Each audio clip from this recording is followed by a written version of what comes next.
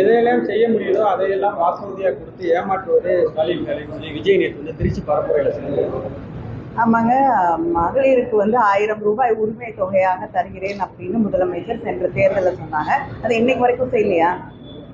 கிட்டத்தட்ட 1,31,00,000 மகளிருக்கு அந்த 1000 ரூபாய் வழங்கப்படுகிறது. கொடுத்திருக்கக்கூடிய ஒவ்வொரு வாக்குறுதியையும் நிறைவேற்றி தந்திருக்கக்கூடியவர் தான் முதலமைச்சர் அவர்கள். அதனால என்ன உண்மையா நடந்துட்டு இருக்குன்னு தெரியாம தேர்தல் நேரத்தில் எதையாவது சொல்லணுங்கிறதுக்காக குற்றச்சாட்டுகளை வைப்பது சரியான அரசியலாக. திமுகவும் காவியும் வேறு வேறு அல்ல, எல்லாம் ஒரே கூட்டம் நாங்க யாரோட கூட்டணியில இருக்கோம்ன்றது அவர் தெரியுமா தெரியாதான்னு தெரியல.